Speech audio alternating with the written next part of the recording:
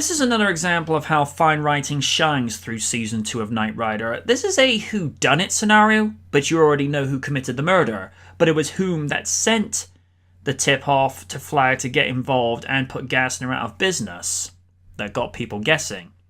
However, since the audience had a fair idea of who phoned the Foundation despite his face being in the dark. If I could find one fault in this episode's writing, it's this.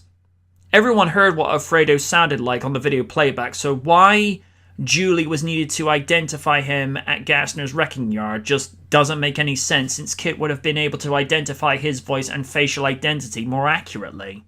That just didn't make any sense to me. Yes, Julie would have had her sense of hearing more acutely attuned since she's relying on her remaining senses, but considering that everyone else heard Alfredo's voice and KITT is a state-of-the-art artificial intelligence, then what would they need Julie for? Aside from that plot hole, the writing was fine this week. As for acting, Alyssa Davalos really shines in selling her character as blind artist Julie Robinson. There's decent chemistry between her and David, and it's a shame they didn't have more episodes in which they worked with each other, as their chemistry was quite charming. John Milford does his job well as a greasy, obnoxious douchebag that even when he's masquerading as a respectable businessman in front of Michael, you just can't stand him.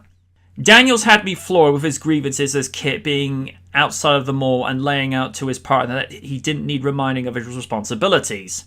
This was definitely the season where KITT became a lot snarkier and somewhat of a diva with his antics, but it's KITT, we allow it. Mulher and Hasselhoff turning good performances as they often do. Not much from Rebecca that time, but considering her screen time was limited, she did well with what she had to work with. As for score, Dalton Peake delivers as he often does and puts out some tender pieces when it's highlighting how Michael explains how John loves Julie. Here come the discrepancies. Oh boy. The same classic white Volkswagen Beetle with a purple stripe is visible in multiple unrelated scenes, including the mall parking lot, the hospital parking lot, and in traffic during the high-speed chase. The black Porsche that KITT chases is visible in the mall parking lot long before it is introduced in the story, while Michael is looking out for the proper parking space. When Michael and KITT visit the junkyard, the compactor is crushing the same two cars that it was crushing in the beginning of the movie. When the villains spot Julie driving through the park, KITT is always moving slowly. He never stops or parks, yet when the car chase is about to begin, KITT's lighted dashboard powers up as if he'd been turned off, and his gear shift moves from park to drive. When Michael and Julie and Sugar go out to get into KITT for their journey to the junkyard, Julie is leading Sugar on a regular flexible strap leash. But when Julie gets out of the car next, she's leading Sugar by her multi-bar, seeing-eye dog harness.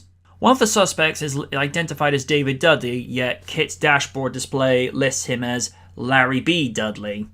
Guide dogs are well trained to never bark. Sugar barks a lot without being corrected by Julie.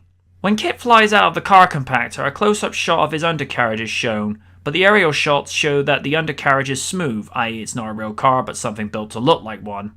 Spoilers, the goof item below may give away some important plot points.